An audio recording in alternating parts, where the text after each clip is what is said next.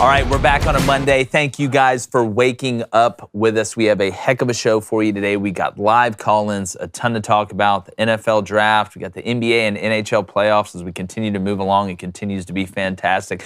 And just a ton going on in the sports world right now.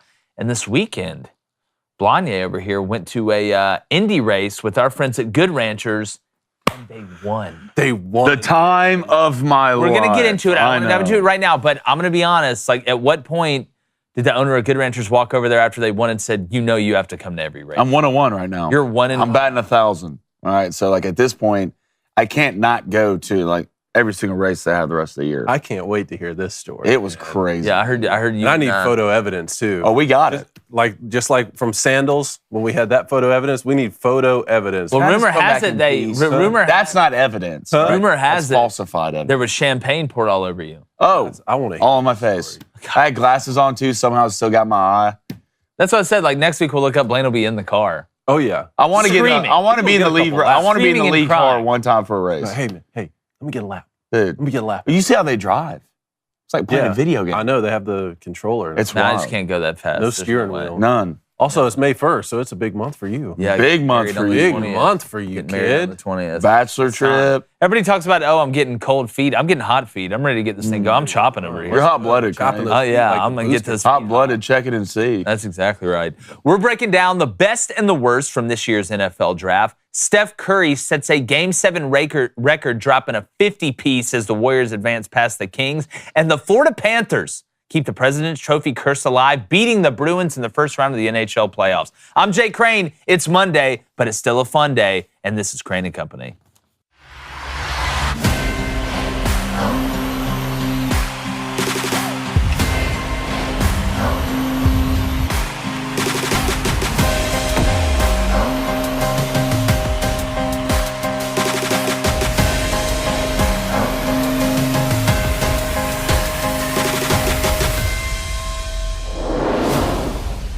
Now, there are many parts of the NFL draft that I find amazing, but to me, there is one part of it that stands out from the pack, and that's the phone call exchange between the NFL organization and the player who they are drafting. Now, in a world today where most things are fake and people put on a front, that is one instance of true and genuine emotion. Now, the player is typically surrounded by family who are just as excited as he is. The team's hopeful that they're adding a piece to help them win a championship. And to be honest, it's just pure happiness. Now, we see parents hug their sons and friends go bananas. It's a culmination of a life of hard work and sacrifice up to that point. It's those rides to practice every day, the happiness and the sadness that is shared following a game result, the endless hours of blood, sweat, and tears that adds up to one huge phone call. Now, in this draft, we saw a father help draft his own son to the team he works for. We saw families support those who didn't hear their name called as early as they thought. But most importantly, and remember this, what we saw was real. And in today's society, I'll take as many helpings of that as possible. Yeah. And I'm going to bring in David Cohn, former Michigan quarterback, former Western State, Colorado wide receiver Blaine Crain. But I want to run this clip, okay, of Deuce Vaughn, the running back from Kansas State's father, who works for the Dallas Cowboys, calling him and letting him know that the Cowboys will be drafting him. You cannot write scripts like this. Let's go ahead and play it. Hey, buddy. How's it going? Hey, it's going good. This is Dad. My phone wasn't working. Look at here, man. You want to come to work with me next week? I wouldn't mind that. I got somebody want to speak to you. I got somebody want to speak to you. I don't know when I've been speaking for everybody that's really in the heart of the Dallas Cowboys is standing here with a tear in our eye. We're so happy to have you on the Dallas Cowboys. I can't thank you enough. Well, what I really want to say, you earned every ounce of me being able to make this call. Mm-hmm. Yeah, and that's an incredible story. It's one of many incredible stories. I mean, you look at the coincidence of his father being on the team that drafts him, and obviously football is a huge part of that family. And I'll say this, Deuce Vaughn, that's no charity case. Oh, like man. this dude can play. He's an NFL player. I don't think he's going to be Austin Eckler. They're different. I think Austin's a little bit more physical. Obviously, he's bigger than Deuce. But there are ways, especially in the red zone, that I think Deuce Vaughn can help teams. Without a doubt. But I do want to say, I mean, not just that one. I mean, you look about guys getting drafted in the 4th round, obviously guys in the 1st round that are there. But it's that moment of again, anytime you work hard and you work long for something and it works out and you're part of such a rare and small group. I think it's 0.01% of football players make it to the NFL. And a lot of these guys come from bad socioeconomic backgrounds, and you're not only changing your immediate family's lives, but you're changing your grandchildren's lives. And maybe the direction that your family name was going, you can be the catalyst to help change that. So it's you hear a lot of grades. This player's a great player. This player's overrated. This, that, and the other. And all that may turn out to be true. It is a business, and business has no emotion. But on draft day, when you get your name called and you get that phone call, it is such a special moment. It's a weekend where dreams come true, man. I mean, my childhood dream was to play in the NFL. I never got a chance to have one of those calls, but I'm always rooting for the guys who do get a chance. And some of the guys who I got a chance to play with who went on to the NFL, I told each one of them, I said, hey, go live that childhood dream for all of us. And I hope that they're grateful, just like Deuce Vaughn was and his father was, because that right there was absolutely amazing. And for Jerry Jones and the franchise to be able to do that. And like you said, not getting a charity case, I mean, that kid's an unbelievable football player. Dallas doesn't have Ezekiel Elliott anymore. Tony Pollard's going to step up into that number 1 role. Deuce Vaughn could be a great compliment right off the bat for getting him the football and helping the offense. Yeah, he could be, and I think special teams too, return and punt. Little guys like that are very, very hard to tackle in open space on special teams when you're looking at punts and kickoff returns and things like that. It used to scare the hell out of me. Dree Archer, who was, quicker than a hiccup, little guy for Kent State, but every time he touched the ball on special teams, you just held your breath. Because again, it's like me. It's not easier for me to catch my lab, all right, or a bigger dog than it is for me to catch Millie. Because she's so low to the ground. It's just a different angle. It's like being in a different world. It's like being Ant-Man and going in the quantum realm or whatever. But Blaine, I want to say this too. There's another side to the coin. Some guys get taken later than what they thought. Like you look at Will Levis. We've seen in the past Aaron Rodgers, Lamar Jackson, guys like that. But your family is there to support you. And just on the high times, the low times, you need them as well for that night that may be filled with disappointment. But Will Levis, of course, ends up going to the Titans. Hey! For some reason, we just can't have nice things. Are we surprised? No, I'm not surprised at all. But that's a big part of it, too. Well, this is the cool thing about the draft. You have your feel-good stories, but then villains get created as well. Yes. And Will Levis will now have that villain mentality walking to the NFL, not getting drafted the 1st round. And I felt bad for Will to a certain extent because he did come out on the podium before and he's like, look, if I didn't know I'm going to get drafted high, right, I wouldn't go. Right? He says, if you know you're going to get drafted high, you go. I don't want to be that guy in the green room sitting there all depressed because I didn't get drafted where I thought I was going to be in the 1st round. Well, that's the exact thing that happened to Will. It's not his fault. I know it's not his fault. The media's fault. I know it's not his fault. Telling this guy it still he's going to be the number 1 overall pick. Again, Mel Kiper just robbing everybody blind. Robbing everybody blind. That's what they did. But it's the NFL to push false narratives when it comes to the draft. I mean, it just pushes eyes, right? I mean, why not go out there? If you're Mel Kiper, who do you trust more, the weatherman or Mel Kiper? I don't know. Well, I don't know. Mel Kiper's really good. I'd come there and tell you exactly what doesn't need to happen. Yeah, fade him. Fade the Transylvanian special. Fade the guy. But I do think, I wonder how many of these teams and executives, it's so important that you have guys that are tight with the media who can maybe influence or maybe say, hey, I need you to put this out here, misdirection. Like, I don't know, maybe the Texans at number 2, not taking C.J. Stroud, which you called from the beginning. Had to. There's a lot of it's misinformation or propaganda that's out there to try and get people to do certain things. So if you're tight with guys in the media, you can kind of spin it and spin it and spin it.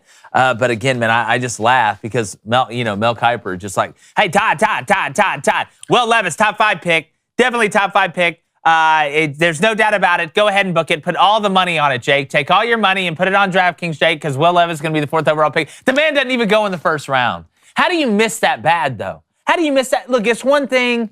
Hey, man, I had him going number 3, went 11. You know, or Jalen Carter, some had him number 1, he goes 9. I can understand that.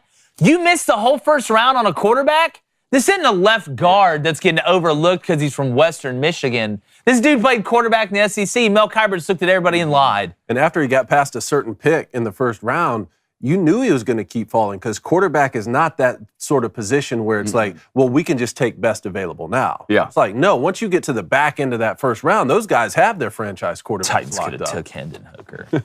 You guys. And you know what? I hope I'm wrong. Like I said, I've got no ill will toward Will. I didn't mean for that to come out like that. But the tape doesn't lie. You know what I did? I watched the tape, and I watched him play at Kentucky. You got the fastball. Congratulations. By the second inning, that's all you got? They're hitting him off the scoreboard, and everybody's it's a beer shower everywhere. You got to wear a poncho out there. No, and honestly, he's in a pretty good situation. He I is. think Hendon He is. Hooker is too. Will Levis and Hendon Hooker. And we were talking about Stetson Bennett a little bit, getting drafted by the Rams. All three of them are in pretty good positions because you look at Will Levis specifically, you're coming into a Titans team that has, at least for the past few seasons, had a really good defense. You have an elite running back, at least for right now, in Derrick Henry.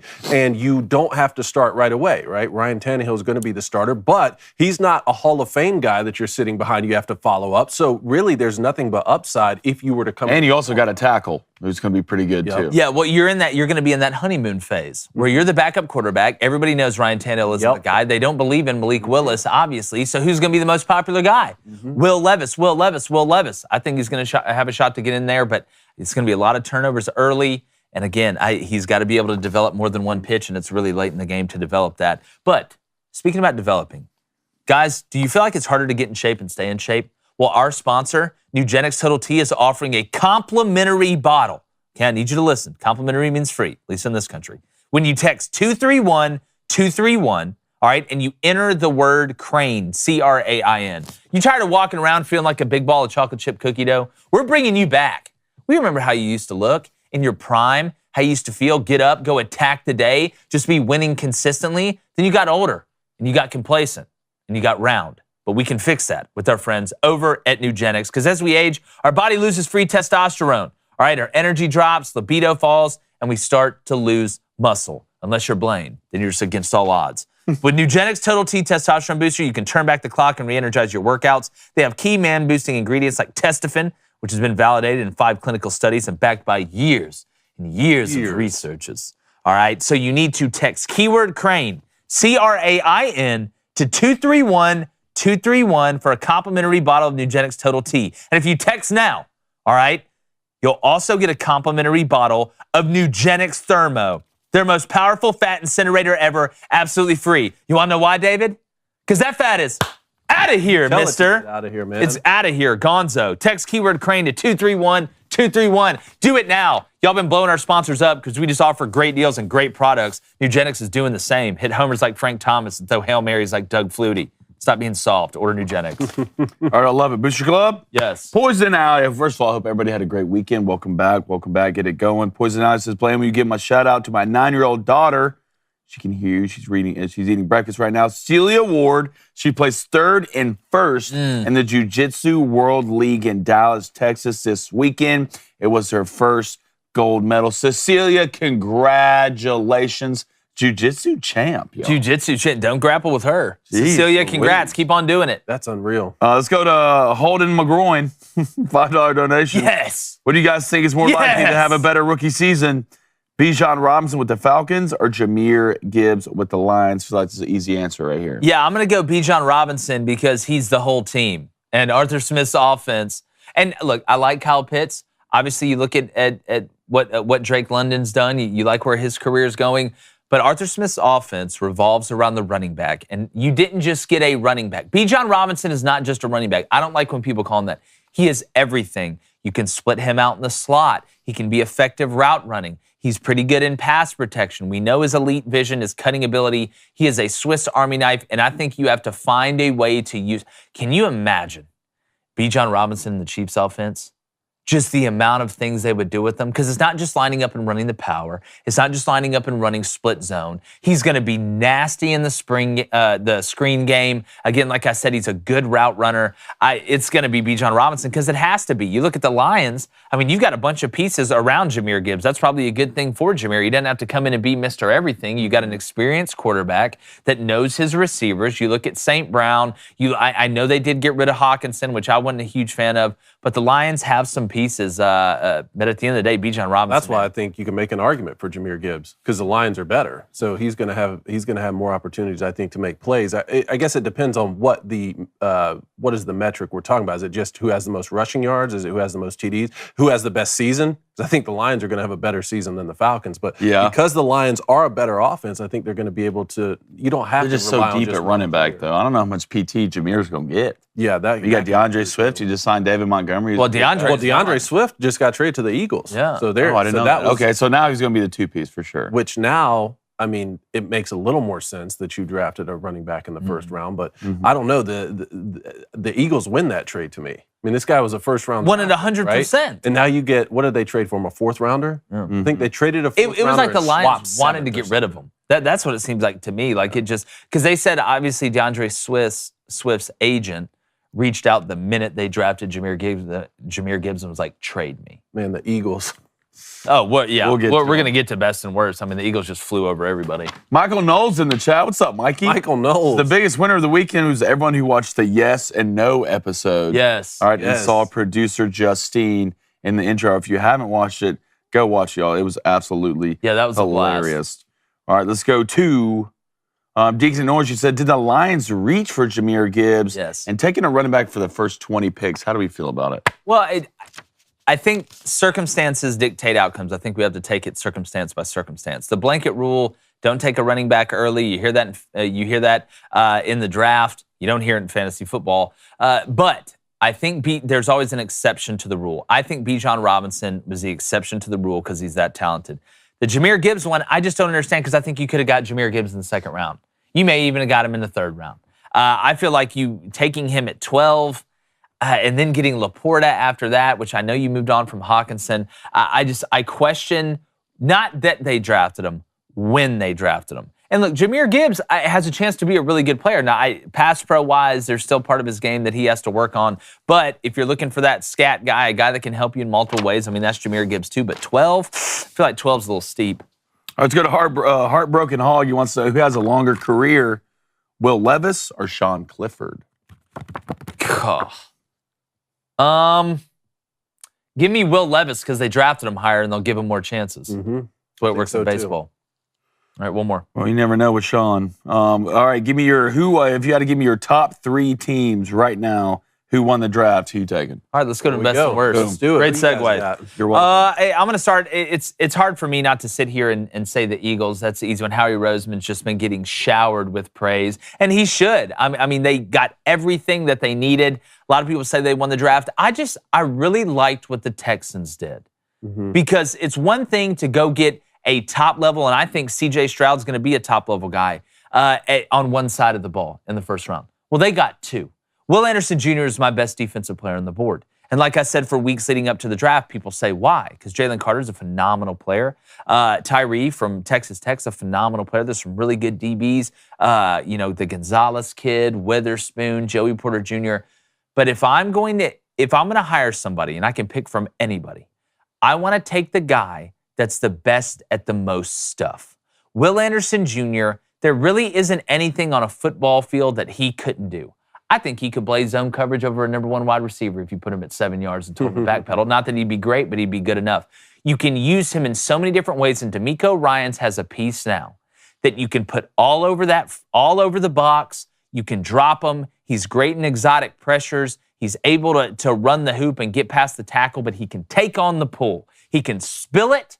He can box it. He does a little bit of everything, and you know that they know that you know that we know that they know where Will Anderson Jr. is on every play, and you can dictate your game plan around them having to know where Will Anderson Jr. is. So I'm going to go with the Texans as my first big winner. Then obviously the Eagles there with what they added. Those are my 2 biggest winners. And with my worst, I've got to go with the Titans, number 1. I wanted to go with the Lions, but they did some things in the back end. Getting Branch from Alabama, I'm telling you, that kid at safety is a special, special player. That was a nice pickup, made you feel a little bit better. But I'm just looking at the Titans. You trade A.J. Brown, you draft Malik Willis, that doesn't work out. I question, and you got a nice piece at tackle. But, man, I just question the direction of the Titans right now going into the season because outside of making free agency moves, I love Treylon Burks, man. Love him. I think he's going to be a really good player, but they have nothing on offense.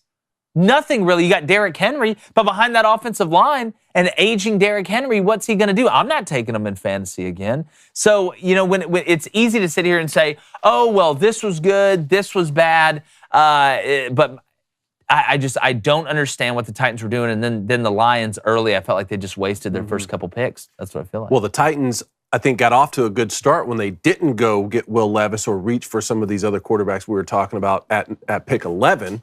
Right, because that's what we were thinking. They go offensive line, they go left tackle to replace our boy Taylor Lewan, but then eventually get Will Levis. So I don't know, a little bit confusing there. But like I said, at least Will Levis is in a good situation, and who knows? Maybe there's upside there if he can spend a season or two sitting behind Ryan Tannehill. I don't know. But to me, if we're taking the Eagles out of the equation, just because they drafted so well, to me it's the Seattle Seahawks. Man, really for the second straight year. I mean, last year Pete Carroll was able to get 4 or 5 different players out of the draft who ended up being starters on a team that ended up being so much better than what we thought, right? You get rid of Russell Wilson, Geno Smith becomes the starting quarterback. We're all thinking they're going to have a 3 or 4 win season.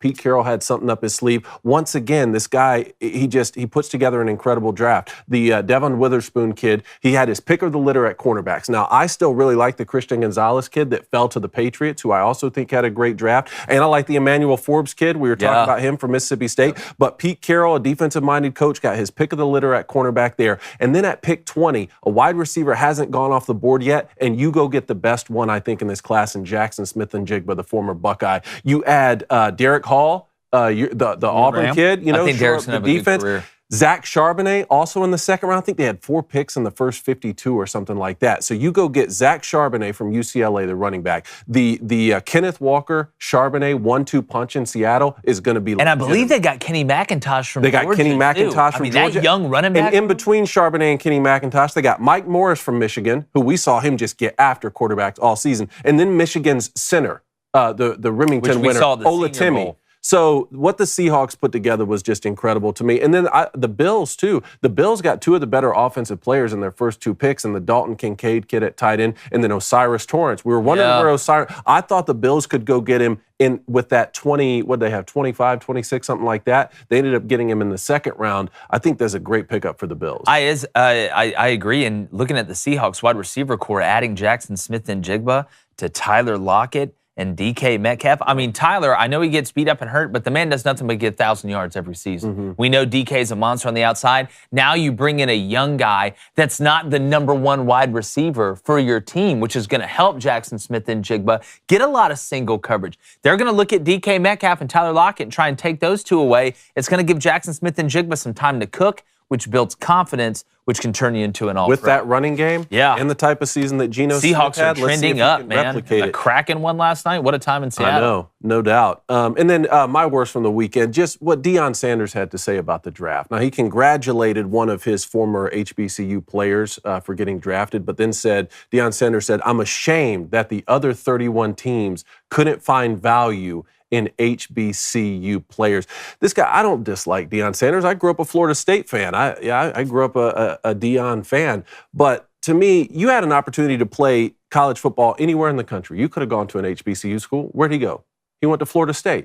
He played for Bobby Bowden. Why? Because he's looking out for himself. Then another decision, you could have stayed at the HBCU school you were coaching, but you didn't. You left. And not only did you leave, you took all the great players you were bragging about recruiting with you because you were looking out for yourself. So when NFL GMs look out for their self-interest by drafting who they think is the best player, then what are you talking about? This guy is a snake oil salesman to me, a grifter of the highest order. And now there's 25 players from Colorado in the transfer portal. Maybe that's just because they can't cut the mustard and they're not up to the Coach Sanders standard for what he's setting there in Colorado, or maybe it's because people are catching on to this. Well, it's like that scene from Eastbound and Down when Kenny Powers is on Sports Sesh and that show. And the one guy who played for a long time was like, yeah, I just don't think it's a good look taking this contract. It's more about your relationship with the fans. And Kenny Powers looks at him and goes, then why don't you play for free, dog? Like, this is so hypocritical to me. You left you did that. You went to an HBCU talked about how you were going to change the HBCUs and put them on the map. You were there for what, 2 seasons? First good-looking girl that looked your way, you bounced and took all the players. Like, how can you try and play both sides of this fence? Like, this is just, there's some things that are, you can kind of get away with. There's like nuance. You can argue. We see it in politics all the time. You can argue your way out of it. There's no nuance to this. The thing about it is, like, if you're good enough, they're going to find you. Yeah. They don't care. They don't care what you look like, right? Or where you're from. If you're a good enough player, they're going to find you. Mm-hmm. It doesn't matter. But it's Deion Sanders. The biggest hypocrite in the world. So are you surprised? I'm not surprised. I mean, I understand the PR. I understand the prime PR, which is be in the headlines, even if it's a negative thing, which is not just a him thing. People are like, hey, as long as my name's in the paper, I don't care if it's good press or bad press. But I don't know. It's just not the way I operate. I was surprised to see it. All right, my best. I got a couple. I'm going to start with Stetson Bennett. Shocked me. There we go. Shock of the draft. Come around. 4th round pick. I believe he went at 120. Look at that specimen right here. I tell you what a long way we've come, boys. You need insurance? 4th round, 128th pick to the Rams. Who knows? Imagine if he didn't get the public in talks. I don't dislike Stetson Bennett, but I always thought he was just surrounded by greatness, which kind of everyone elevated how good he actually thought he was. But who knows? At this point, he'll probably go win 3 Super Bowls, be the Rams starter coming in after Stafford leaves, and just be the best thing since, I don't know, 2% milk, which I love. $4 million. My man got $4 million. 4 bones. $4 million. I love Stetson got $4 million. I'm happy for him. Me too. I hope he does well. It's now the a Rams, it's that early? I was shocked. Really? Yes. He went what? 128? 128, yeah. 4th round. Look at the quarterbacks that went behind him. I know. Like, it just, again, what if he didn't have the public in talks? Would this man have gone the 3rd round? I don't been top 10 pick. Look, all that talk about Stetson Bennett. You remember all that talk? Oh, it didn't really impress when he threw the ball. He impressed somebody. And Sean McVay, he knows what's going on when it comes down to quarterback. Exactly. Now, this guy's Stetson in Los Angeles. Just think about that for a minute. Oh, God. It's going to be a good time. Cowboy boots and cowboy hats. My man's going to be drinking PBR right and then hanging out with Hollywood. my God. Again, same point. Hey, can sit behind Matthew Stafford for a bit. Perfect. Right? Perfect. And learn the offensive mind from Sean McVay. He'll be the next Tom Brady. Great situation. I can't wait. Real quick, my worst, because I have another best I want to get to. Worst, Lions in the 1st round. What y'all doing? Yep. What are y'all doing? Like, I get the whole running back play to a certain extent, but let's look what was really on the board at that point. You could have shirred up your... What's the Lions' problem? It's defense. It's defense, right? All the DBs. It doesn't take a philosophizer to know what the problem is. Your secondary trash. Your D-line's getting better. You got a young Aiden who's going to be a baller. Your linebacker core is mediocre. But you go get a running back. How do you not take Nolan Smith? How do you not take Nolan Smith? They would have had to set me on fire and cut my head off. The Eagles said, hey, we'll take him. Did they get Kelly Ringo, too? Yeah, they got Ringo. They got Georgia and Alabama players. Yeah. I mean, literally, the Eagles D-line's BG, Fletcher Cox, Jordan Davis, Sweat, who else? Who is from Mississippi State. Yeah, they got Hassan Reddick. Like this, and Nolan Smith. And Nolan Smith. Like, I really want to, if we can get to at some point, do a segment of the best group D lines ever assembled. Jalen Carter. And they had Hargraves. Remember, he went to the Niners. Ever assembled, like the Avengers. I really want to know what's the best D line. But my other best, Good Ranchers this weekend, baby. I went down. First of all, it blew my mind. I grew up in the state of Alabama and didn't know there was a racetrack 10 minutes outside of Birmingham, which is the biggest and coolest thing I've ever seen. Went down there this weekend. Good Ranchers. Shout out to Ben. Shout out Jermaine. Showed us a great time.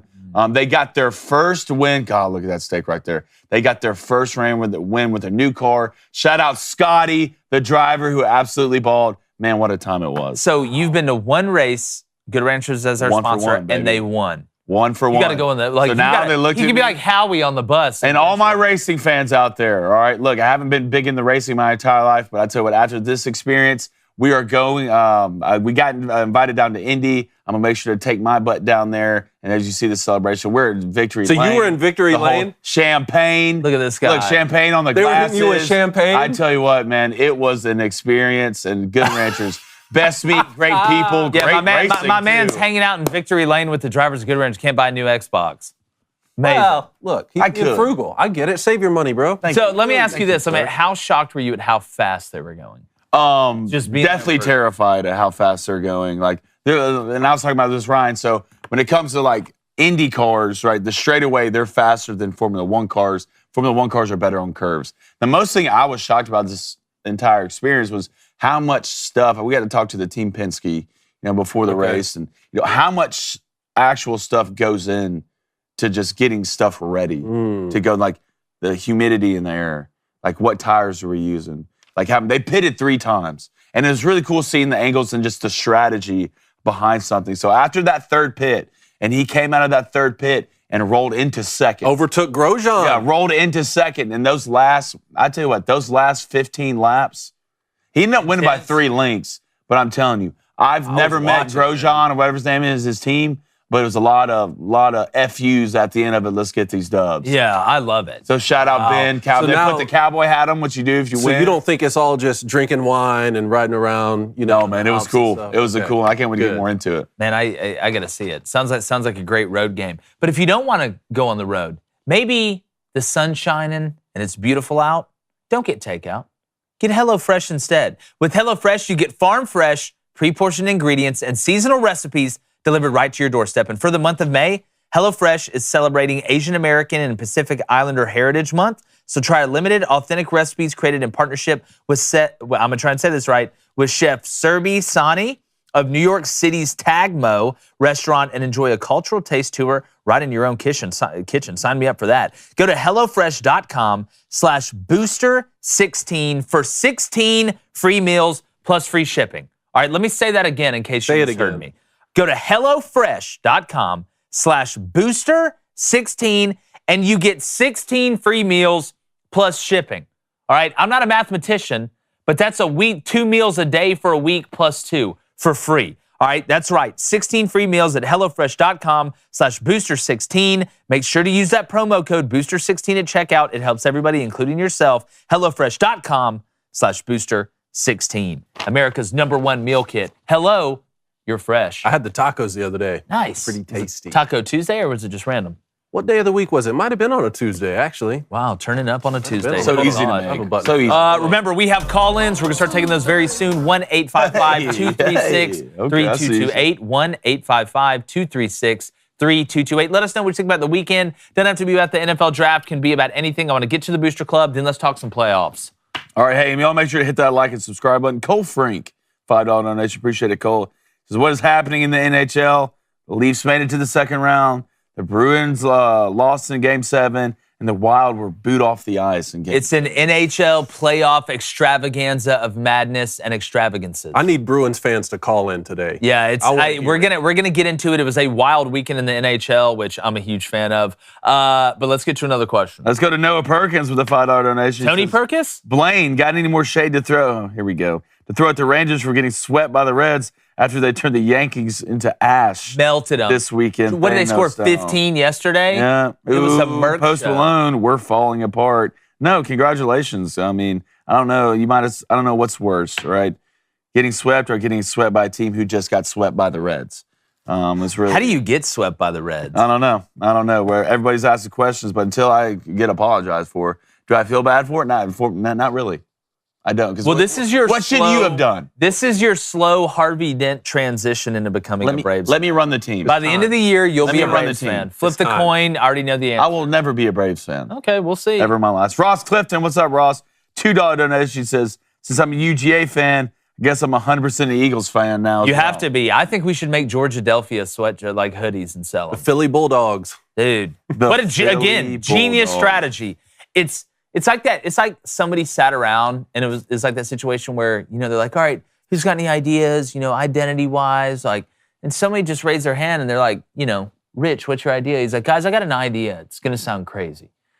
And it's like, why don't we just draft all the players from Georgia and Alabama?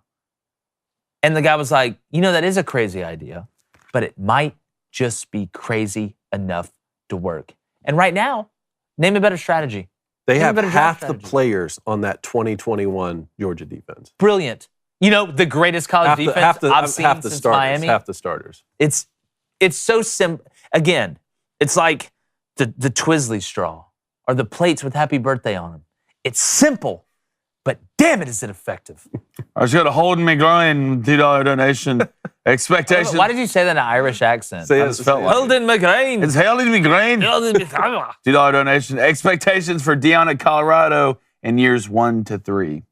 I don't 1 think to he'll be there 3? 3 years. I think those are way different. I mean, you win 2 games this year, you doubled the win total from the year before, but that's not going to fly 2 years or 3 years down the road. I think they need to at least make a bowl game by year 3 if he's there. I don't think he'll be there. I think he can make a bowl game in year 2, though. I mean, we're talking about Mel Tucker won 5 games at Colorado and got the Michigan State job the next season. Yeah, Speaking about Mel Tucker, he may be on the hot seat, fellas, after this one. Peyton Thorne and Keon Coleman just got in the draft. Yeah. It's not looking good for, as you call them, the green ones. Mm-hmm. Let's go to Chris E. Hashtag Ask Crain Company. I heard the Packers were eyeing Gibbs at 16 and the Lions wanted to get rid of Swift. So it was an FU to the Packers and a new running back for the Lions. You want to know how I know that's wrong? Because the Packers have taken a skill player at 16. You lost your mind. Ask Aaron Rodgers, anybody. They're going to take, they won't take a dynamic wide receiver or running back or anything like that. They're going to go get Van Ness from Iowa. Let's go get that guy.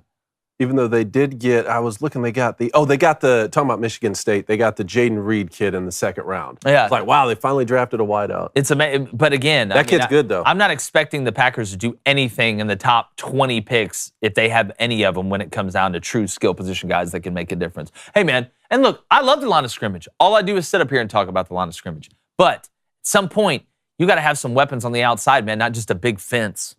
All right, let's go to Texas Ed at Crain Company. How are you guys feeling about Tank going to the Jags? There you go.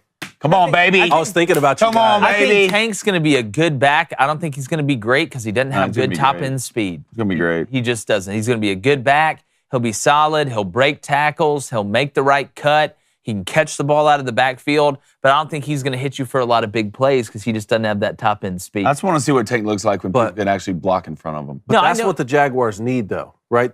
He's a perfect complement to Travis Etienne. Yeah, that's what James Robinson was. Plays, right? Like, I need somebody who I can give the ball to on 3rd and 3 and who can go get a first down. Yeah, and Etienne's been banged it's a matter of time before he gets beat up during the season. But speaking about beat up, let's get to this weekend recap. I love it. All right, here we go. Let's start with the NBA. Steph Curry. Game 7 record, all-time, 50 points as the Warriors beat the Kings there in Sacramento. Yeah, I hate it for the Kings. They've got to go get a 5. Sabonis disappeared during the second half of that game. They took him out of the game, and it cost the Kings. They just couldn't keep up. But let's be honest. When it comes down to elite, that word, guys that step up in the biggest moments, Steph Curry is just an incredible basketball player. I don't know another way to explain it. You've heard a ton of adjectives. People, talk about, possibly the greatest ever. I think with his style of play and the way the eras are different, that's a hard argument to make. But it's not just the 3-point shots that he makes. Mm-hmm. He is so unbelievable with the ball in his hands, driving with either hand. Yep. His pump fake is incredible. It's like Greg Maddox's changeup. The way he is able to create space at his size to not only shoot, but finish at the rim, to finish through contact in huge moments. Klay Thompson didn't have a good game. He couldn't hit anything. The 2 people that I thought stepped up for the Warriors were Steph Curry, obviously, and then Looney. Looney was a monster. Looney set the tone physically for that game for the Warriors because what the Kings wanted to do was run the whole game and turn it into an athleticism contest because that's what the Warriors love to run on offense.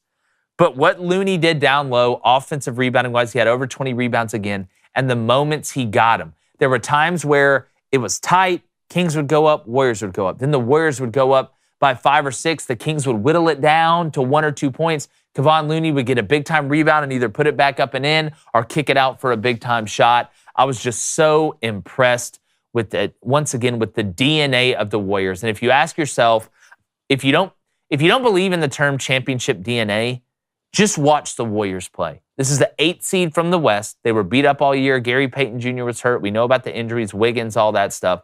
But I tell you what, winners win and losers lose. And the Warriors are just chock full of winners, including Steph Curry. Look, Steph Curry, greatest shooter in the history of basketball. Hands down. I mean, Easily. I mean, and we get a chance to watch it. And his performance there was just indicative of what he's been doing his entire career. And it's not just like you said, the 3-point shots. His ability to get to the rim is incredible. On the Sabonis point, he led the Kings in scoring with 22 in Game 7. So I'm not going to be too critical. But when I'm watching the Kings, having Sabonis set the high pick and roll to me doesn't work when he's not a threat off of it. You saw Looney and Draymond and whoever was on him just sitting back, way back in the paint because they know Sabonis isn't going to hit that mid-range jump shot. He did hit one mid-range jumper yesterday when I was watching this game, but he's not really a threat off the high pick and roll. That's one of the things that I think the Kings could work on if they're going to keep Sabonis. If you're not going to run a true 5, then the mid-range to even to 3 needs to be pressed off a high pick and roll because you're not going to do what? Sit back.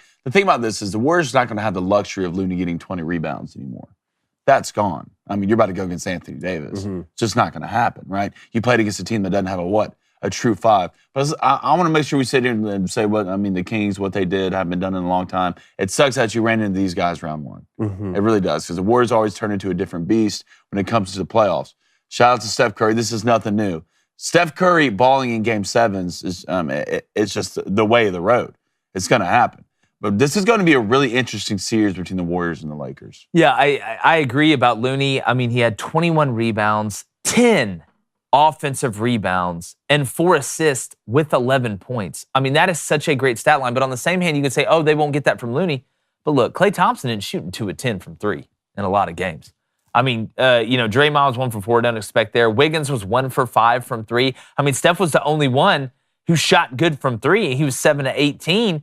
And you had the Warriors miss a lot of free throws, too, including Steph Curry missed 2. This could have been way worse. Again, this game is the next series, this Laker-Warriors game. I agree with you, Blaine. If Looney and Draymond Green can find a way to just stalemate it down low, just stalemate it down low and turn it into a game where you match up Steph Curry versus LeBron, Klay Thompson versus D'Lo, the Anthony Davis down low with Kevon Looney and Draymond Green, that's going to be a fascinating matchup. But if you are the Warriors, you want to turn this into a game where the guards dictate how the series goes, because just like having LeBron on your team is a huge ace in the hole, having Steph Curry on your team is another one. Heat, big Game 1, come from behind victory again. So 108-101 over the Knicks in Game 1 of Round 2. And Jimmy Butler, 25 points. He went down in the last 3 minutes with that ankle injury, but he finished out the game. Yeah, I was shocked by this one, to be honest with you. I thought the Knicks, even without Julius Randle, they've been playing well without him, and they started off very well. I had the Knicks being up at halftime in one of my bets this weekend, and that hit looked like they were in control. I think it was a 5-point lead. But there is just something about this Heat team. There's something about him. And look, Jimmy Butler had a good game, but he didn't have a fantastic game like we saw the series before, where he's dropping 40 and then 50 and something like that. This was a team effort. I mean, Jimmy had 25. Bam Adebayo, I thought, was fantastic from a wholesome standpoint. He ended up with 16. He had 8 rebounds, 2 assists. Good line from him. But then Gabe Vincent drops 20 points, was huge at the end, hits 5 3-pointers, and Kyle Lowry finally stepped up. This is the reason the Heat got him. Remember, he was kind of called out at the end of the year by Pat Riley last year. But a team win for the for the Heat. But I'm sitting over here looking at the Knicks, and I'm wondering how you lost that game. Because it seemed like the Knicks had control of it all the way until halfway through the third quarter. Is it more of, and Blaine, I want to ask you this, is it more of the Knicks not being there? A lot of those players not being in that situation, even though you just got done with the round 1, and some of the Heat players being used to it? Because it felt like the Knicks were just pressing in the second half. It didn't look as much fun as they were having in the first half. Well, to a certain extent, yes. I would say yes. But you're at home, right? I don't feel like even in clutch, stressful situations, late in games, that you really press at home, right? On the road, yeah, I can understand you start pressing. But until Julius Randle gets out there, it's hard for me to tell who's going to win this series, right? Because at the end of the day, Julius Randle's their guy, their number one go-to guy. So until he's on the court, and you'll see the same thing with the Heat, if Jimmy Buckets can't play after that ankle, all right? I know that Jimmy's a little bit more important to the Heat than what Julius is to the Knicks, I think, but still, you need your franchise guy out there to win this series. You need to win. I still think the Knicks win this series.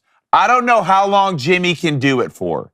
I really don't know. If he can run it all the way through the playoffs, then congratulations, my man. Then you're just an absolute savage. You're a savage in the last series. I still like the Knicks in this series, but you shoot 20% from three, right? You shoot 60% from the free throw line.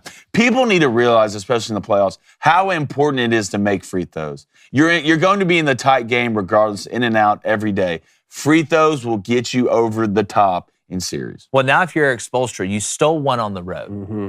Do you sit Jimmy? Depends you how play bad again Tuesday. Depends how bad it is. If you know, if you think Jimmy Butler's ankle is bad enough that he's not going to be effective, you punt on this. You go ahead and send him back to Miami, and you go back 1-1. Yeah, it's you look at the Sixers. They're going on the road to the Celtics tonight. Joel Embiid is not playing. Mm-hmm. I like the Celtics big in this one. It would take a Herculean effort from Tyrese Maxey and James Harden. And look, Tobias Harrison, they got guys that can score. That's the one thing about having depth. All right, you have a lot of guys that can score, but Joel Embiid is such a dominant force. He can dictate how the game will go. He will put the pieces where he wants because they have to adjust to him. Mm-hmm. Without him, all right, you look at the Celtics now, a guy like Al Horford down low becomes a huge piece, not just shooting the three. I like the Celtics big at home. And then you have the Suns and the Nuggets as well.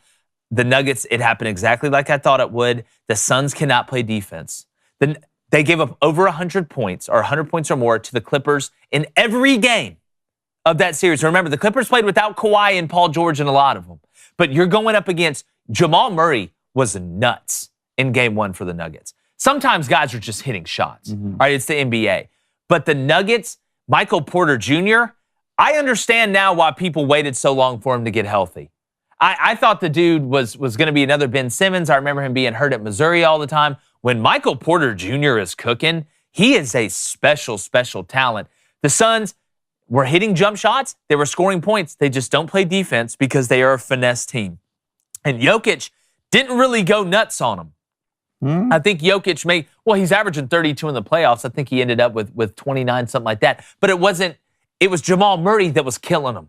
Jamal Murray was killing him and killing him and killing him and killing him. And then Jokic was just there to get the rebound and tap it back in or kick it back out. So I tell you what, man, it's some fantastic basketball we got down the stretch. Let's go to hockey. NHL, Boston Bruins, greatest hockey team in the regular season, out in 7 games against the Florida Panthers. Lost 3 straight. But I thought series was the best way to find out who the best team was. This is my argument against it. And I understand it's a logical argument. But just like we see all the time, right? Like the Heat winning the series before, nothing is guaranteed. This is why I like the single elimination format of the NCAA tournament better. But what do we talk about? And we all hit this. Who are the 2 teams that were better than the Bruins in the regular season? The Florida Panthers and the Ottawa Senators. And who do you see in the first round? The Florida Panthers. That's why sometimes it's harder to get past that 9 seed than it is that 2 seed. Mm-hmm. Just ask the Kings. Yeah. We see it all the time. But I want a lot of people talk about the Bruins blowing this, okay? And I understand. I get it. You had a goal lead with a minute and a half at home to close out the series, and you blew it. But I want to make sure that we give the Florida Panthers credit for fighting and battling back when it wasn't looking good and never giving up and believing in yourself. They scored a goal in every period, including the one that mattered the most. Mm-hmm. That's the one in overtime. So I'm going to give Florida. How about that? Florida, once again, baby, in hockey. Now, there's only ice in the drink machines down there, but they somehow figure out a way. And remember, they had to fight their way into the playoffs just to get there. And the Bruins were hot. The Bruins were hot at the end of the season. It's not like they had faltered and just weren't streaking at the right time. But yeah, good on the Florida Panthers. You know, on your point with the East, who would you have rather played? Really, I mean, look around the East in the NHL right now. I mean, the Maple Leafs were in a dogfight with the Lightning. You got the Hurricanes over there who are going to give you a fight too. So it's like all of these teams really across the entire NHL playoffs can beat you any given night. And then, the Panthers just got them 3 in a row there to close the series. Mm-hmm. Better team. I mean, at the end of the day, you're a better team. You won 4 times, right? You are a better team than the Bruins. Well, and they beat them in the regular season. Like you're a better team. You're a better team. But see, sometimes it's about matchups, man. Mm-hmm. You know, how does St. Peter's beat Kentucky? Matchups. Styles make fights. And that is true in every single team sport and an individual sport. You think St. Peter's beats Kentucky in a series? They didn't have to. No, I'm asking. Do you think if they played a series, I wouldn't the Panthers would have beat the Bruins? Yeah, but that's not the question. We're talking about what did happen. Like if ifs and buts were candy and nuts, we'd all have I was talking about better teams, right? That's why I still think series, you find the better team, right? I agree. Again, is that the best way though to find the best teams? We could have got if you played the Panthers and Bruins played one game and the Panthers won, we'd ended up with the same situation. Both have merit. Both are entertaining in different ways for sure. I like that we have both. I know. I like exactly. That we have and one comment here too, which is why I'm really starting to like hockey so much more and I'm watching it more, is this Bruins team, greatest regular season in the history of hockey, get knocked out in the first round. You know how disappointing that has to be. Every single one of those players went through the handshake line with the Florida Panthers, paid their respects, and then Patrice Bergeron, the captain of this team here, gave every Bruins player a hug before they left the ice. Didn't throw a temper tantrum, wasn't throwing gloves, requesting a trade, right when the game is over. No, I mean, this is indicative of how these hockey players go about their business, and I love seeing it. Yeah, and I think some of it has to do with they let them fight on the ice. What do you got to be pissed off about after? You fought them. You fought. We fought. I can get behind that. Yeah, so that helps. That helps out old boy to my rights argument about letting them fight in baseball. And then the Kraken beat the Avs. The Bruins are out. The Kraken's got released on the Avs. I took the over in the Panthers, Bruins, and the Kraken money line yesterday, and both of those hit. But what a time in Seattle right now. If you root for a Panthers team of any kind, or you're in Seattle, it's a good situation outside of having to walk to work with all the homeless people. But the Kraken got up 2-0, were able to hold on. I know the Avs were beat up, but last year's champ. See you later. See you later. And then the Maple Leafs out of the first round, boys. They did it. We did it. I thought good for them, man. Yeah, this Rangers-Devils game tonight's interesting too, but the Leafs, they finally got out of it.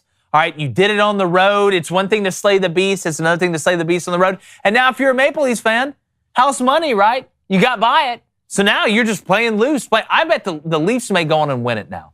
They may go on and win it. Because look, monkey's off the back. Monkey's off the back. Yeah, we want to win it. Let's do good. But who's really going to be super pissed, right? Even if you lose in this next round, it's like, well, we can do it. All right, we got past the first one. Coach doesn't have to worry about it anymore. It's not a thing anymore. Big, deep breath. And sometimes playing loose. Now you dodge the Bruins. Fast. Now you dodge the Bruins. Yeah, and who knows what could happen. The Panthers are beatable. They are beatable. They are. So it's interesting to see. Fun. Last two things here. One, did you guys see the news about Dwayne Wade when he was saying that he had sold his house in Florida and he no longer feels welcome in the state of Florida? This was as a response to the governor there, Ron DeSantis, and the House there passing the bill. Essentially, let me read the exact language of the bill here. The bill that seeks to prohibit anyone under the age of 18 from undergoing the surgeries and prescription-based hormone therapies associated with gender-affirming care. Dwayne Wade has a transgender son, daughter. Is this how the guys get in the WNBA? They said, I'm not living in Florida anymore, and I'm leaving. Oh, no, my family's not welcome here. Distraught. Yeah, it's wow. I don't think Dwayne Wade deep down believes this. I think it's Gabrielle Union. That's who I think it is. Really? Dwayne Wade's such a level-headed person. I think one of his qualities as a player was that he was on a team with a bunch of guys with egos, but Dwayne Wade was always like this, right? How much drama did D. Wade really ever cause? He didn't cause most of the drama. I think Gabrielle Union has somewhat poisoned this man's mind or is holding him hostage. And we all know that guy. That guy can be the guy who works at Walmart. That guy can be Dwayne Wade. But here's what I don't understand.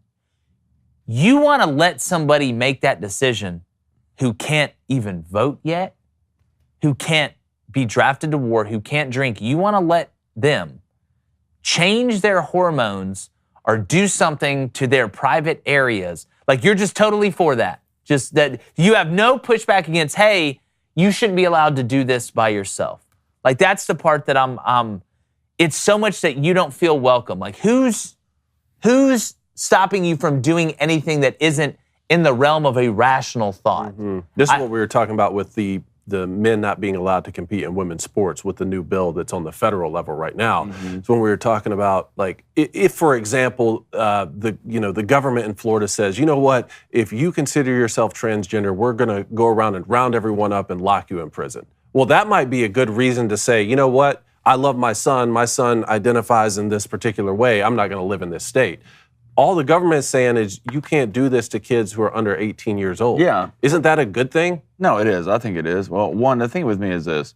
If you're above the age of 15 and wear socks like that, I don't listen to anything you say ever for the rest of your life. It's actually a great point. I just can't do that. 2, Jake, I feel like you are right to a certain extent about Dwayne Wade, but it gets to the point, man. Like, at what point are you grooming your kid? Right? At what point? At what point, as a father, do you like? Because I don't think Gabrielle Union has that much control over. Well, it's not even her I would kid, right? disagree. Hold on, and I may It's be not even mistaken. her. I don't even think it's Gabrielle Union's kid. I think the mother has come out and said She has. right. The mother has said that Gabrielle Union. Look at what the mom says. Yeah. She is telling you what's happening. She tried. I think legally tried to get something done because I think they're using them as a prop because these. And look, there's a lot of middle class people that do it too, but like these rich people live in a different world. Like this is a social status point getter for Gabrielle Union and Dwayne Wade. You have a transgender kid? Here's 10 points added to the Wade family at the next gala they go to. I literally think it is a status thing, and it's sick. I'll be the first one to tell you. It's sick. But I do hold D. Wade responsible. That's your son, man. Your son. You want to be gay, be gay.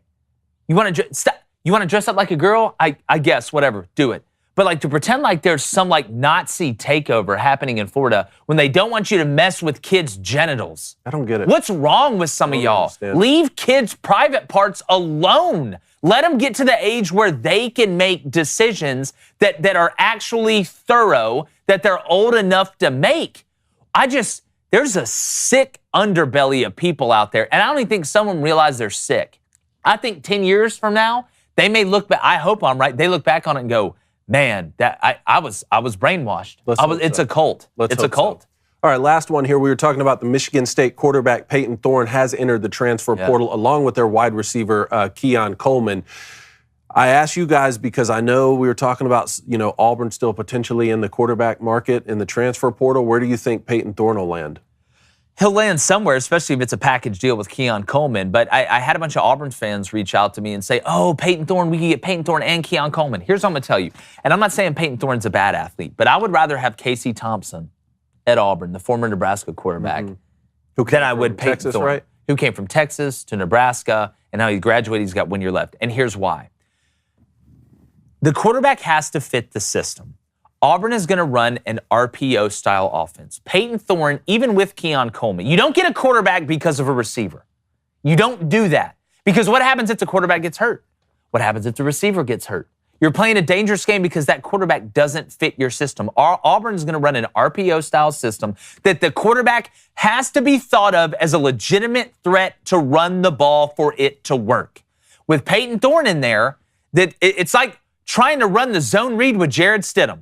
It worked one time against Bama because he kept it. But nobody's going to take it seriously. Nobody's going to take it seriously with Peyton Thorne, which totally screws up the reason you got Keon Coleman. Now, if you were in some more pro-style offense, a more drop-back offense, a more, I guess you could say pocket passer-friendly offense, not that Peyton's a horrible athlete, but when you compare the two, if I was Auburn, I would rather take Casey Thompson. How much was Malik Willis running in the scheme at Liberty? At Liberty go a good bit. Freeze. A lot? Good bit, yeah. It's a true RPO three-man surface. I mean, it's.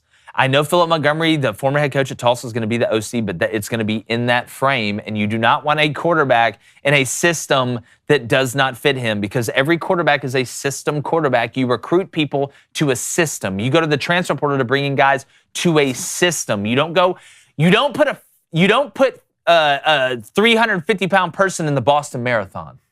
That's not how you put him in a hot dog eating contest. Yeah. I think Kenneth Walker got old boy a lot of money. I think he did too. I really do.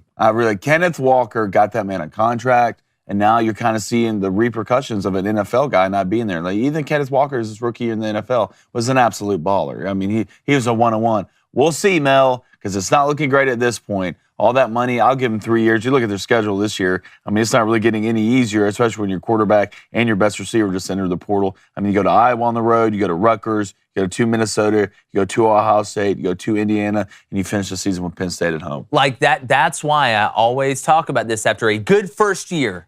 Guy goes and has a great first year. Maybe he inherited some good players. Maybe the coach left. Maybe you grabbed a couple guys in the portal, like Michigan State did, grabbing Kenneth Walker from Wake Forest. All of a sudden, you beat Michigan, right? You have a great regular season. What do? Here's $10 million a year. You weren't going to lose Mel Tucker after year one. And you know what? If he'd have gone to Georgia or somewhere like that, it is what it is, man. It is what it is.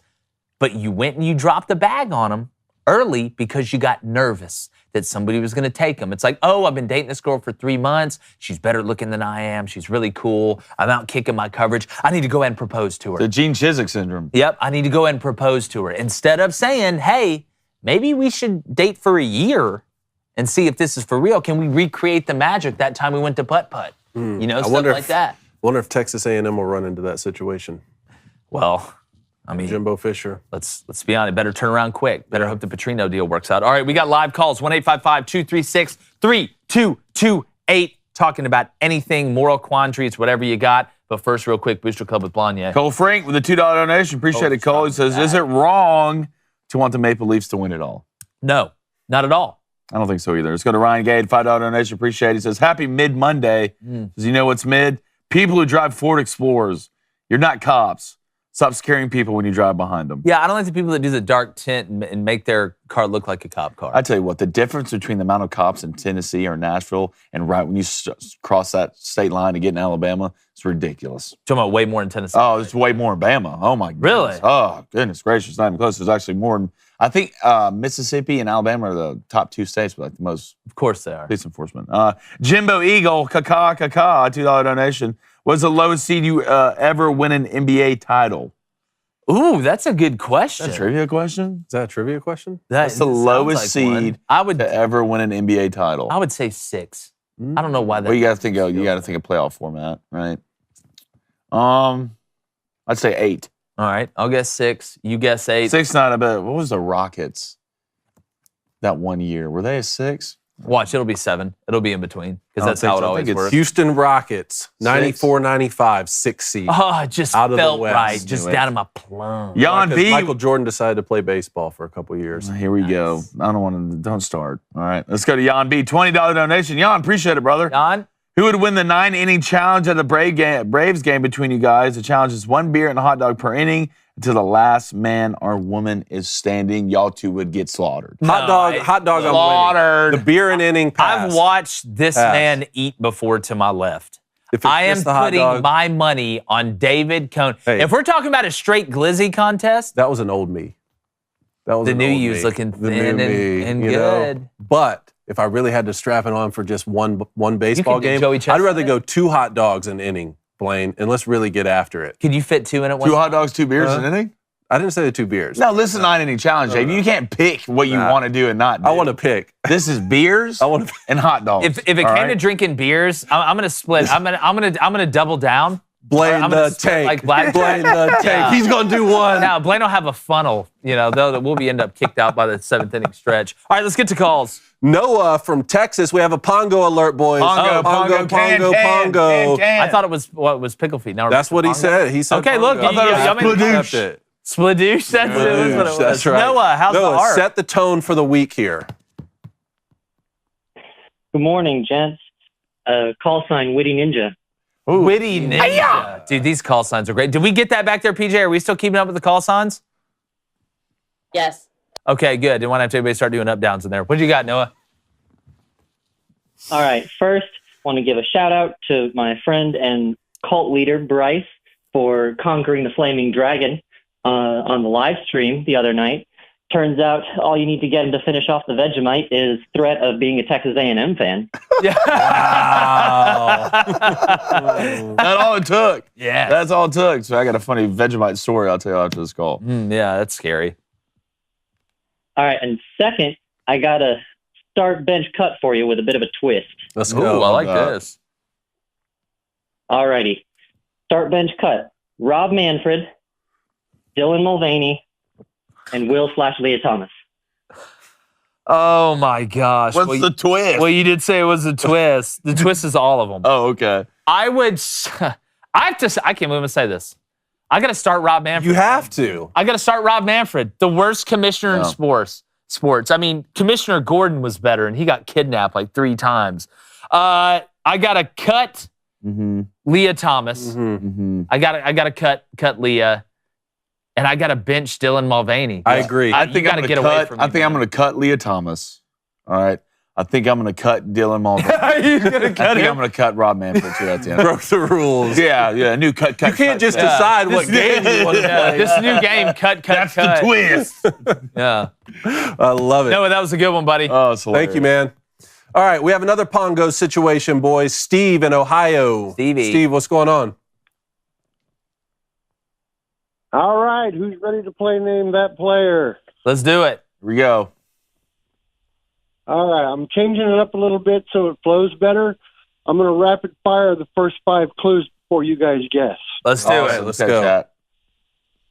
All right. Category is MLB Cuban Hall of Famers. Mark. The first clue, this player was signed to a pro contract at the age of 17 by the Cincinnati Reds. His signing bonus was the $2.50 he needed to get a visa. Nice. Number 2, he has played for the Cincinnati Reds, Montreal Expos, Boston Red Sox, and Philadelphia Phillies. Number 3, he was quoted as saying to Reds teammate Joe Morgan, "You and Rose are hitting 400, but you don't make us win. When the big dog hits, we win." Ooh. Okay. Number 4, ironically, he was reunited with Morgan and Rose as a member of the Phillies during the 1983 season. And number 5, after the 1976 season, he was traded to the Montreal Expos. This trade was the first move that broke up the Big Red Machine.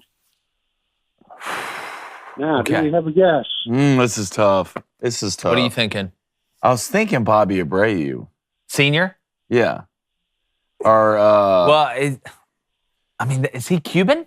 Don't know. I know Pedro's Dominican. That's too old. The minute he said Expos and then Red Sox, I We're got a talking little in the tingle. 70s. like I'd go Bobby Abreu. Leo Cardone. What's Leo Cardonis? Cardenas? He is Cuban. Leo is Cuban. Cardone, right? All right. I like Bobby Abreu. I'm going to go to number 6. All right, go ahead. I'm going to go to number 6.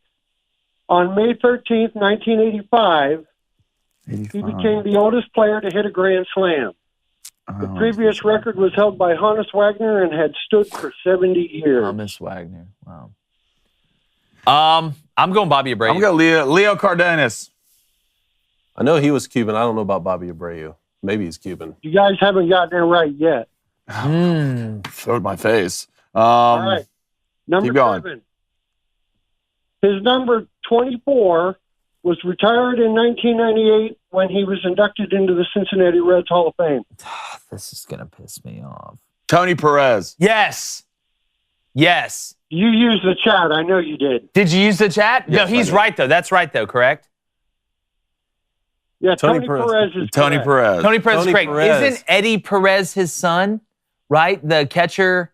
Tony Perez is the Waldo oldest player to was hit a his grand son, slam. Tony Perez. Yes, is the that's oldest right. player to hit a Because grand slam. Eddie Perez played for the Braves for a little Yeah. bit, right? Yeah. That was Maddox's catcher, right? I think that is right. Because, I think Javi Lopez caught for the rest of it. Steve, that's a good one. That's a right? good one.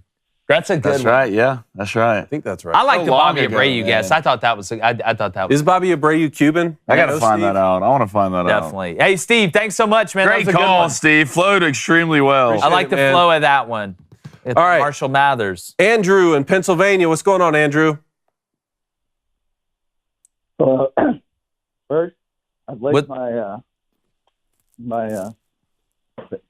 name to be the Jack Rabbit. The Jackrabbit. Is that a South Dakota State shout out? No, the Jacked Rabbit. Jacked Rabbit. Rabbit's The been doing his Jack- push. Come to my house to get my wife's name right. Yeah. Yeah, like Jake Gyllenhaal in that bunny suit. Okay. I'm a huge Philadelphia. Good. I'm a huge Philadelphia fan, and obviously we've been having a great weekend.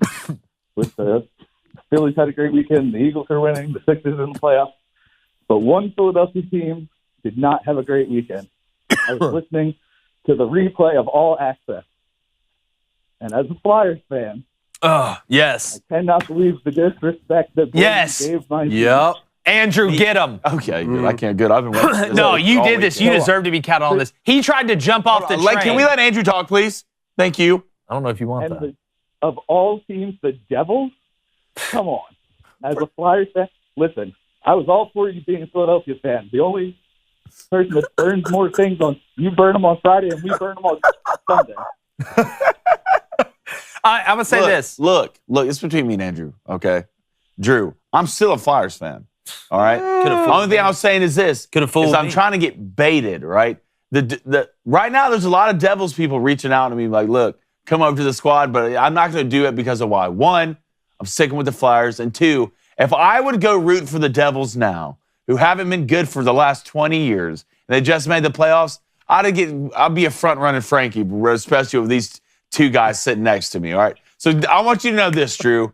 I'm in the trenches with you, dog. All right, it's me, you. I'm not going anywhere. I'm Philly all the way. We're flying high, all right? Until the Devils win tonight. The Devils can get off my lawn, okay? Oh, boy. Man, talking a lot different. He wasn't all access. We'll see come It's not the first time Blaine left somebody to Drew, join the Devils. Drew, what are we in right now, all right? We're in that trust tree, and you're also under the wing, all right? Stay there. It's comfortable there. It's cold. It's cozy. Okay. Okay, good. Thanks, I Andrew. the Devils again. No, hey, thank you. No, Andrew. you won't. Jack Drew's Rabbit, done, thank okay? you. That was needed. Quit yelling at me. That was needed to be needed, called Andrew. out. And thank you for being in all access, too. Love All you, right. Drew. Anthony, down the road in Clarksville. What's going on, Anthony? Hey, guys. 2 Eagles here. Good call. So, just going to say this weekend was the fulfillment of the signs many moons ago of the Will Levis not being picked by the Panthers. And feeling a little bit vindicated, you know. A lot of people were talking about Levis getting shooting up, which David actually, I think, kind of joked about a little bit, was saying, well, how do you know the Panthers aren't trading up to get Will Levis? Mm-hmm. And that was kind of freaking me out. I'm not going to lie. It was kind of... It's like the last thing you thought about before you went to sleep was David. Don't worry, it happens to all of us. It was kind of marinating in the back of my head, and I didn't like it. But, you know. No, they did good. I'm trusting the signs. I trusted the signs, and the signs worked out. It's amazing. It's the best feeling when you trust them, interpret them, and then they work out. So another sign kind of came about, and about a week ago, I was scrolling through YouTube TV, and good old Dances with Wolves was on. Yeah. And I hadn't seen that movie in a long time. And just watching Dances with Wolves with my son, and just kind of thought, hey, this is probably a sign that the Braves, our Warrior Braves, kind of settling in Major League Baseball. I think the current trajectory is looking pretty good for the Braves. What do you guys think? Y'all are going to win it all. It's basically already done. Go ahead and get their rings. You know, it's already in the books. Congrats to all Braves fans out there. This is between us and Anthony. Yeah, right. you had your moment with Andrew. I need you to drink a glass of shut up for a second. Here's what I'm thinking. All right, we know about the NL East. I'm not worried about the NL East. I need us to get healthy. But even more than that, why are the Mets running? Back-to-back games postponed? We know the Braves didn't do that. All right, the Mets are running. Scherzer didn't want it. I got cat eyes on my fantasy team. Why y'all running from Atlanta? That's the real question. Well, why won't Marty Huggins take a lie detector test? And why will the Mets not play the Braves? Scared ass. Those are the two questions. Look, I just need him to win tonight in Game 1 and Strider to have. I had Austin Riley and Ozzie Albies on my fantasy. Hey, man, congrats on the World Series, guys. Hey, I really deserve you stop that. Something y'all also, really Anthony, on the Panthers, I like the Jonathan Mingo pickup, too. Round 2, the wide receiver from Ole Miss. I like that pickup. Sneaky. Yes. Panthers put themselves. Because I don't get me wrong, I love Bryce Young, and I think we should give him all the opportunity we can. But I'm feeling pretty good about having Matt Corral as the backup. Yeah, I'm still a Matt Corral fan. I am too. Look, I believe in that. I'm a Matt Corral fan, but hopefully you never see him out there. Yeah, if things go how you want them to, you probably won't play there. Exactly right. Look, Matt, come to transfer to Auburn, dude. Yeah, you want to come back to Auburn? You got to come to Auburn, man. You got a COVID year. Come on Oh, back. you can stay in college for 30 years now. Thank God the Panthers No, but I drafted think Bryce. Matt Corral. I think Bryce Young is definitely going. Obviously, being the first pick, he's going to get every opportunity, even if Matt Corral even maybe outplays him a little bit in workouts and stuff. I still think Bryce Young's obviously going to get the nod starting out, but I think Matt Corral's someone who can push Bryce Young, which a guy like Bryce Young probably loves. So I think it'll be fun. Well, the more SEC quarterbacks I can have in one room together, the better off I feel about it. Yeah, I mean, the thing about it is, like, Matt's, I love Matt. He's a great player, but, like, Bryce was better than him at college. Yeah, no, Bryce He's is gonna good. be, when they're both in college, he was better. He's going to be better in the NFL. Bryce Like, is Matt, I want to see Matt play somewhere. I really do, but I don't think it's going to be with the Panthers. I think Matt is a stereotypical backup quarterback, right, in the NFL, which isn't a bad thing. Congrats on being rich. Send him to the Commanders. By the way, I forgot to say this, the Raiders picked up the Aiden O'Connell kid from Purdue. Yes. I was wondering if they were going to take a quarterback or not. They did get Aiden O'Connell. I like Aiden better than Levis. Anthony, appreciate it, man. Anthony. O'Connell's probably as close to Stidham as you can get. So that's true. Really that is true. Players, yeah. so. That's true. He throws the ball well. He does. 2 Eagles. Thanks, brother. Appreciate it. All right, Brianna in Houston, Texas. What's going on, Brianna? Hey guys, it's Mobama. Mobama. We said that right. How Thanks about for bringing that? up that Vegemite deal, Mobama. Appreciate it. I'm here to stir the pot again. So on Friday, I had to leave a little bit early, but I did watch it back at the end, and I saw that you guys hit the over, and the bet you took last Monday was 10 push-ups by how many times you passed it. And I know PJ only counted 5, but David actually also said it 3 extra times right in a row at the end there. So I think the over-under was 2.5, which would put y'all at 60 push-ups apiece.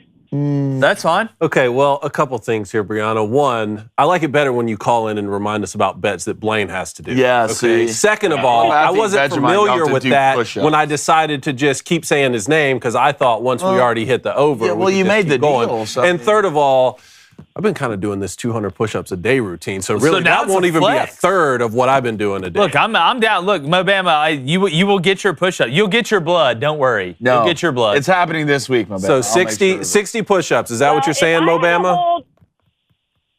Or what? 60 push-ups. Do they have to be on camera or not? We can do them later? Yeah, they got to be on camera. What are you talking about? What do you mean? Yeah, they got to be on the camera. show last Monday.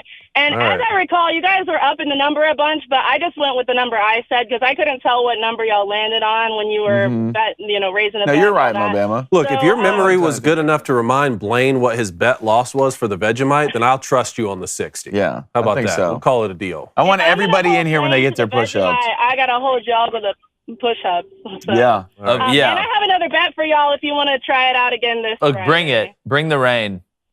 Okay, just to be clear, all of the bets I'm offering you guys, if you go above the over, it's always that by the number, that's going to raise the bet. And the reason is because that way, once you hit the over, you don't just give up. Gotcha. I like that. Oh, I see. Smart. Okay. Okay, so what I have to offer you this week is you guys do that pregnancy simulator on the highest setting for the number of seconds that you go over the over, or for Blaine, the number that you guys missed the over by. Deal. I know you have one already in studio. We do have it. I have Deal. it right behind me. I hit the button. Deal. For me, I'm good. We have too many people out here faking pregnancies anyway. I don't think we need to do it anymore. Huh? Why are you not? Are you? Huh? Right here? A man. I'm a man. No, the worst right there. Don't look at me There it with is. that in the eyes and The look at me machine. stay right here. All right? Huh? Don't do that. Ask Michael Knowles about it. Yeah, he's Plug not you in the stoked about it Matrix real either. quick. Okay, fine, whatever. Like, the We're worst gonna have case- to start up in the. No, up worst in the case, you're going to have Fridays to do anyways. it's 2.5 seconds. We're gonna have to start up in the number on Fridays anyway. Like 2.5. You can't do 2.5. It's gonna have to be the 4.5s and the 5 and start giving y'all. Well, that's crazy because I'm start going. giving I'm y'all going. some room to feel better about I'm yourself. going Helen. perfect. Build your confidence back up. The Go lower ahead. the number actually helps Blaine in this situation, because if you only put it at 2.5 and they only say it once, then you only have to go for 1 second or 1.5 seconds. They're not gonna Whereas only if they say it go once, over- Mobama. Okay. Yeah. Okay. I Right. like this. So, but the lower the number, it actually helps Blaine. Yeah, Good. great. Well, I'm going to go All right. Helen Keller this Friday. I'm not going to be able to hear or see anything. I may just wrap myself up. Thank you for reminding All right, us good about luck, that. guys. I guess. Thank you. Thank you, Mobama. All right, Kirk in Canada. Canada Kirk. Kirk. What's going on, Kirk? Captain? How about them Maple Leafs, boys? There they go. Yes. You We got the did it. stick right there. Yeah, off the You schneid. did it. Off Let's the go. schneid. Ken, I bet the Let's go. syrup tasted a little sweeter this morning while the Lumberjacks came back from work. Oh, baby. First series win since 2004, boys. Feels good, man. Partying like it's Come 2004. Now, if the government will just let y'all go outside again, it'd be perfect. My son was born in 2002. He doesn't even remember the Leafs winning a series in his lifetime until this past weekend. So Wow. it's good times. There you go. I'm sure you guys had a pretty excited. Well, let me ask you this: the minute Tavares scored that overtime goal, what did you do? I threw my cell phone in the air. It hit the ceiling, hit the floor. Good. Yeah. That's the best awesome. part was I called it before they dropped the puck in overtime. I said, Tavares is going to be the hero, boys. And then he did it. Look I'm at you. happy And then for he you did it. guys.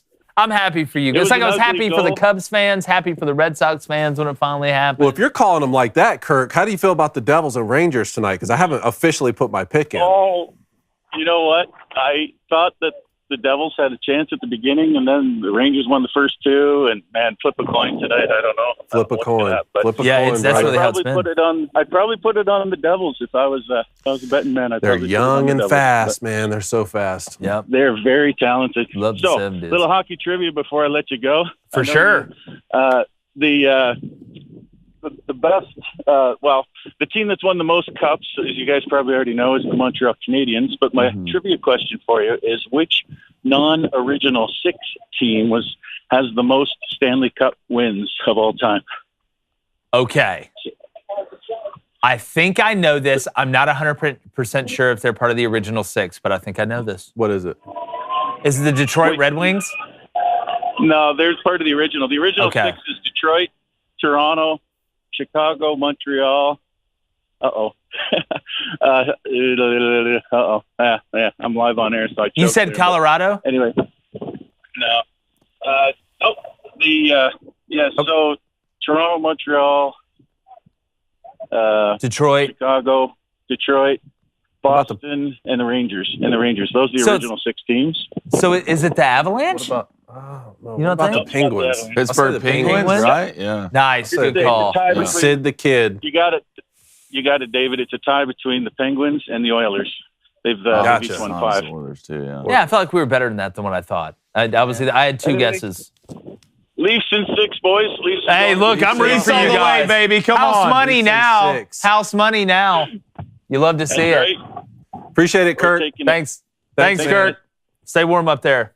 All right, boys. Cody, Illinois, I call in Wednesday, please. We want to guess what year it is on Wednesday. Kyle, Dustin, all y'all call in Wednesday and use what code are they using? Pongo. Just y'all Pongo. win. Pongo. Y'all It's win. Bongo. Pongo. It never was. You came up with it. never I was know, pickles. but I wanted to change it every week like a password. Cody, don't forget that guess what year it is. We want to hear it. Yes. Also, I'm going to go ahead and let y'all know, now that we've entered the bet segment, there's a new way that we are doing the booster bets, okay? And we are going to officially start this tomorrow, okay? Here's how it works. I put out the bet tweet. Y'all see it on Twitter. I put it on Facebook, all that stuff. Now we are going to, remember we had the form before. We're going to give the winner will be the person who wins the month, just like us, all right? Whoever has the best adjusted winning percentage, that's overall record mixed with how many units you're either up or down to give you that score. You have to have at least 20 bets, all right? At least 20 bets on the month to win. You go to the form that you'll see on the tweet or the Facebook post. You click the form and you fill it out. But I want to keep the memes. So here's the deal. I always choose my favorite meme of the day for the next tweet or the next post on the booster bet, right? So if you post it on Tuesday, a meme, I may pick it as Wednesday's tweet for people to bet underneath with that link form. Everybody, every time you get your meme chosen, you get plus a half point at the end, all right? So plus a half unit at the end. That could be the difference. And the winner of each month, we're getting Hall of Fame shirts made, all right? So the winner of this month will get a Hall of Fame shirt, and we've got another surprise for you. So that way we keep the memes, we're able to live track your bets, and you can track your bets in real time. So you can see where you're ranked once we get it going about 2 or 3 days in where we can get rankings. So if you haven't been betting on the booster bets because you didn't like the way it was, or maybe you just started, this is the best way to do it, and you get prizes at the end of it. So it's a pretty cool deal. Bets for today. New month. Congrats to Crain & Co. Pick Tracker. It's about time you won a month, my friend. Welcome to the team. You now have a seat at the table. Eat this warm bread with oil and butter. Here's what I got. Give me the New Jersey Devils tonight, minus 120. Because here's what I believe. I've never been to New Jersey. I know y'all fist pump on the Jersey Shore all the time. But I want this to be what happens in the Devils locker room, all wearing goggles, champagne going everywhere. Let's get excited. Not construction. My bad. Not construction. But give me the Devils minus 120. And then, in the NBA, no Joel Embiid tonight. Give me Boston. Bruins lost, let everybody down. The Celtics got to give everybody spirits, bring them back up to the top. I like Boston money line, and you mix that with the Denver and Phoenix over 227 because the Suns couldn't stop somebody with a big red sign with the word stop on it in the middle of a neighborhood where rich people live. So you put those two together, Celtics money line and the over in Denver Phoenix at 227. That's plus 1.25. David, what are you screaming at? All right, boys, I've decided to trust the signs again. After a rough You're back. After a rough NCAA tournament, I trusted the signs, led me down a dark path with Kansas. I'm back to trusting the signs because our boy over here, our boy Blaine Crain, he went to the Good Ranchers race and Good Ranchers won. So now I'm thinking maybe Genucel, official sponsor of the Devils. I'm going to go New Jersey Devils winning tonight in Game 7, but I want to pair it with the under at 7.5 total goals because at the end of the day, Shesterkin is still in goal for the Rangers.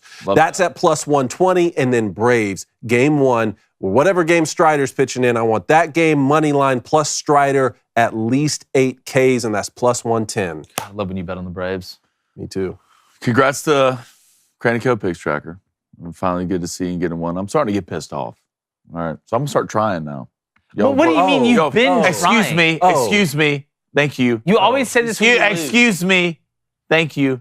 Now the Dragon awakes. This will be my month. It's only month. I'm not talking about the Devils anymore, all right? For Gerbert and myself, I'm not talking about them. They're dead to me. I'm just kidding. I love them and Genucel. So I'm taking today, all right? Denver money line, minus 188. We're at home. Easy money. No Joel Embiid? No Joel? No Joel. Minus 10. All right, spread, minus 110. And if you're a gambling man, take it up to 15. Take it up to 15 if you want to. Get into that little plus odds. I think they win this game by 20 plus. Why didn't you take it at 15? Because this is early for me. Okay, I thought the Dragon was here. I thought it was. If you're a one-off kind of better, you don't bet that much, but you want to. When you do bet, you want to get a lot of bang for your buck. All right, go ahead and take that up to 15. Yeah, why Dragon? I'm winning. That's why I thought. Look, the Dragon. I'm winning this month. I thought Cersei and her lover / brother was down in the basement. I'm going to tell you now. Last month I was on a cruise. I was doing a lot of things where it was just messed up the flow and the timing of everything. Dragon's about what? Mentality and flow. That's what it's about. Loser. Don't ever yell into it. That's assault, brother. That's assault, brother. That's what you just did. You don't want to see me do it. Goodness gracious, I'm hanging out with Dwayne way too much. Give him this month is mine. All right, Ace Cone. He's going Rangers money line at plus 100.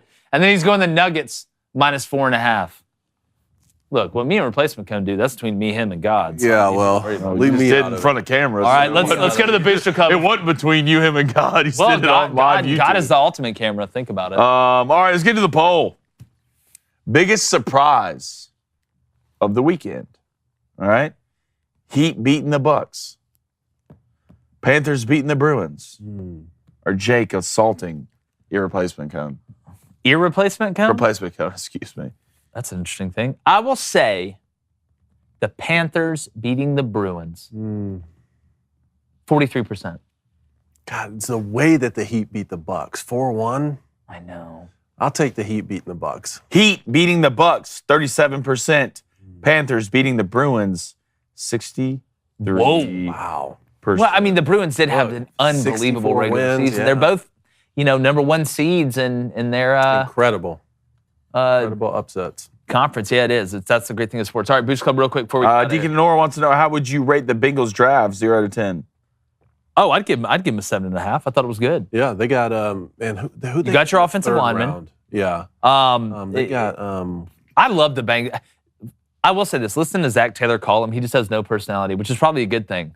He's like this. This is Zach Taylor. He's like, "Hey Trent, Yeah, we're drafting you to the NFL. DJ Congrats. Turner. Bye, buddy. They got one of my Michigan Hangs boys, up the DJ phone. Turner, who ran the 4.27. I think wasn't it 4.27 he ran at the I combine? wonder what that's like. All right, let's go to Steve Action already Figures there. Frenzy. I know Blaine got the answer from chat, so I will consider them stumped today. Duty calls. Time goes to work. Everybody have a good day. You Can I not too, look Steve. Can I not You too, look at Steve. chat I for agree the with you, answer? Blaine. You say no Is technology. this not a us thing? A we thing? Us in the Booster Club thing? But see, you have technology. That's the point. Is just to use your brain. I'm not looking anything up. If everybody in the chat was in this room and we're all hanging out, and you didn't Google. I feel like we're all hanging out, to be honest. Maybe Somebody that's could just me. Google it and put it in Man, I'm the just chat. the man of the people. I feel like the chat can help him out. Thank you. I feel like just, like it's, without them, there's no us. Well, I'm going to go ahead You and tell haven't you. used the chat for any of the ones we got with Cody, have you? I don't think so. Well, to quote somebody that's pretty big deal here, facts don't care about your feelings. I don't care how you feel. The fact is that it's cheating. That's what it is to me. Well, the fact is that it's not cheating. That's what it is to me. Well, you can't. Hold on, Ben. What'd you say? Yeah, I know Jake's wrong. It's crazy. That was Ben? Yeah. Wow, that's such a quick phone call. That's how we it appreciate you guys. Make sure you subscribe. Thank you guys for the calls. Make sure you call on Wednesday. Got a great show for you tomorrow. Make sure you check us out. Also, make sure, if you listen on audio, Spotify, all that stuff, leave us a 5-star review. Keep sharing the show. We appreciate you guys. And like the best team of the regular season in hockey, we're going. Gone.